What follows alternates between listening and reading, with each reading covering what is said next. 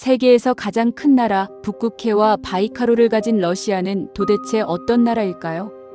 지구 육지의 10분의 1을 차지한 나라, 11개의 시간대를 가진 나라, 세계에서 가장 깊은 호수와 끝없는 숲을 품은 나라, 유럽에서 태평양까지 이어지는 거대한 나라, 낮과 밤이 공존하는 나라라는 별명을 가진 나라, 바로 러시아입니다.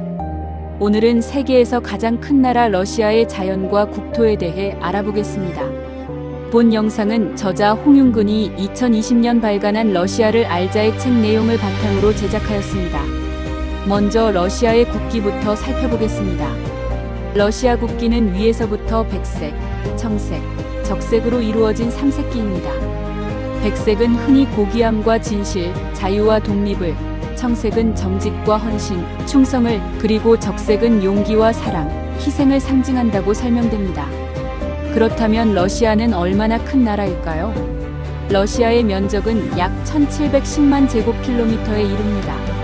지구 육지 면적의 약 10분의 1에 해당하고 우리나라보다 약 171배나 큰 크기입니다. 러시아의 서쪽은 유럽에 속하고 우랄산맥을 넘어 동쪽으로 가면 광대한 아시아 지역, 즉 시베리아가 펼쳐집니다. 그래서 러시아는 유럽과 아시아 두 대륙에 걸쳐 있는 나라입니다. 서쪽의 동유럽 평원에서 시작해 우랄산맥을 지나고 끝없이 펼쳐지는 서시베리아 평원과 중앙시베리아 고원, 그리고 저 멀리 태평양과 맞닿은 극동지역에 이르기까지 러시아의 국토는 그야말로 하나의 대륙을 연상시킬 만큼 거대합니다. 러시아에는 무려 11개의 시간대가 있습니다. 모스크바에서 아침을 시작할 때 극동지역에서는 이미 하루가 상당히 지나 있을 정도입니다. 이 사실 하나만 보아도 러시아가 얼마나 동서로 긴 나라인지 알 수 있습니다. 이처럼 국토가 넓다 보니 기후 역시 매우 다양합니다. 러시아라고 하면 우리는 먼저 눈과 얼음, 그리고 혹독한 추위를 떠올립니다. 실제로 시베리아 동부의 오이мя콩과 베르호얀스크는 세계에서도 가장 추운 지역에 사람이 거주하는 지역으로 유명합니다. 겨울에는 기온이 영하 50도 아래로 떨어지는 일이 흔하고 극단적인 한파가 찾아오면 상상하기 어려울 정도의 추위가 이어집니다. 그러나 모든 러시아가 이렇게 추운 것은 아닙니다. 남쪽 흑해 연안에 있는 소치로 가면 분위기가 완전히 달라집니다. 소치는 비교적 따뜻한 기후를 가지고 있어 러시아의 대표적인 휴양 도시로 발전했습니다.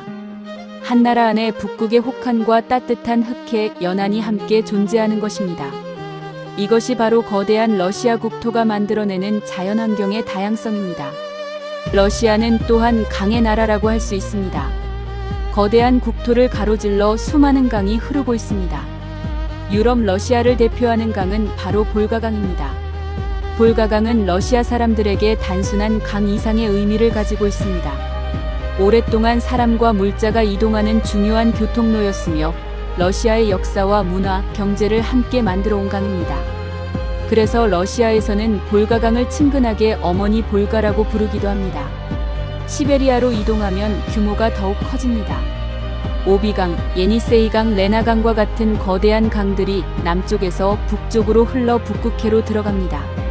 특히 레나강은 약 4,400km에 달하는 긴 강으로 동시베리아의 광대한 지역을 흐릅니다.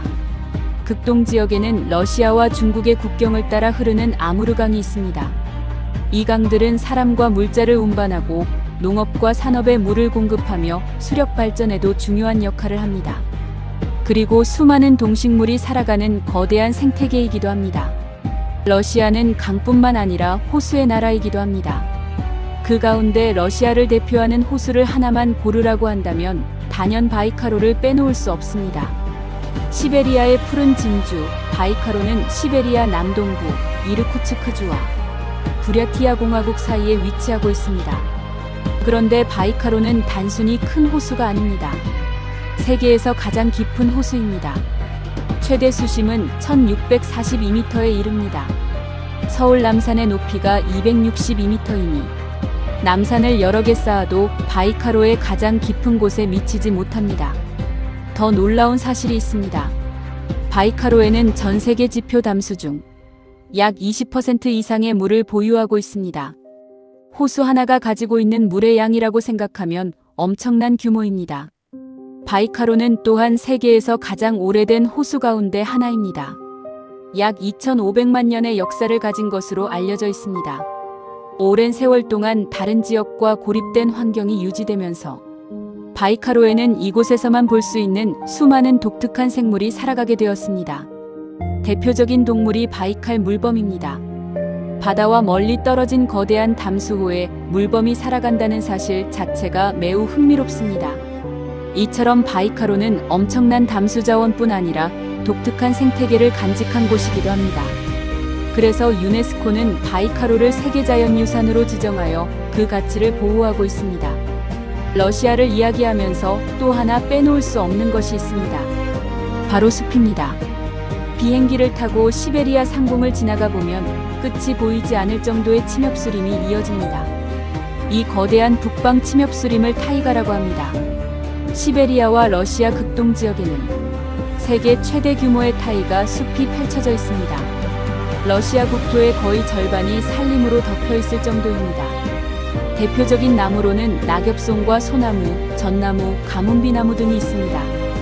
특히 시베리아의 혹독한 겨울을 견디기 위해 추위에 강한 침엽수들이 넓은 지역을 차지하고 있습니다. 러시아에서는 오래전부터 이 광대한 산림을 푸른 금이라고 부르기도 했습니다. 나무가 경제적으로 매우 중요한 자원이기 때문입니다. 특히 러시아처럼 엄청난 규모의 숲을 가진 나라의 산림은 한 국가만의 자원이 아니라 지구 전체의 환경과도 밀접하게 연결되어 있습니다. 러시아의 자연을 한마디로 표현한다면 아마도 거대함이라는 말이 가장 잘 어울릴 것입니다. 러시아의 거대한 자연을 이야기하면서 또 하나 빼놓을 수 없는 곳이 있습니다. 바로 북극해입니다. 러시아의 북쪽에는 바렌츠해와 카라해, 랍테프해, 동시베리아해, 추코트카해, 베링해로 이어지는 광대한 북극의 바다가 펼쳐져 있습니다. 흥미로운 것은 시베리아를 흐르는 거대한 강들의 방향입니다. 오비강, 예니세이강, 레나강은 모두 광대한 시베리아를 지나 북쪽으로 흘러 결국 북극해로 들어갑니다. 러시아에게 북극해는 단순히 얼어붙은 바다가 아닙니다. 러시아 북서부의 무르만스크는 북극권의 중요한 항구이며 러시아 북부 해안을 따라 유럽과 아시아를 연결하는 북극항로, 즉 NSR도 지나갑니다. 두꺼운 얼음으로 뒤덮인 북극해를 항해하기 위해 러시아는 세계적인 규모의 원자력 쇄빙선 함대를 운용하고 있습니다. 그리고 이곳에는 북극곰과 바다코끼리, 물범을 비롯한 다양한 생명들이 혹독한 자연환경 속에서 살아가고 있습니다. 끝없는 시베리아의 땅과 북극의 바다. 이 역시 세계에서 가장 큰 나라 러시아를 만들어내는 또 하나의 거대한 자연입니다. 그래서 러시아를 이해하려면 모스크바나 상트페테르부르크 같은 도시만 바라보아서는 안 됩니다.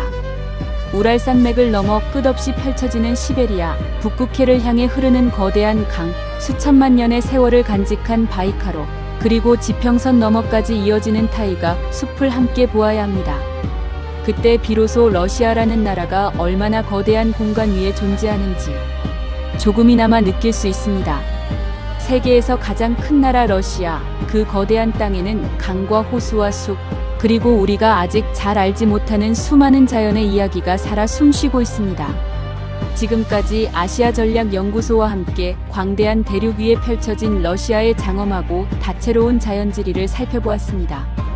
감사합니다.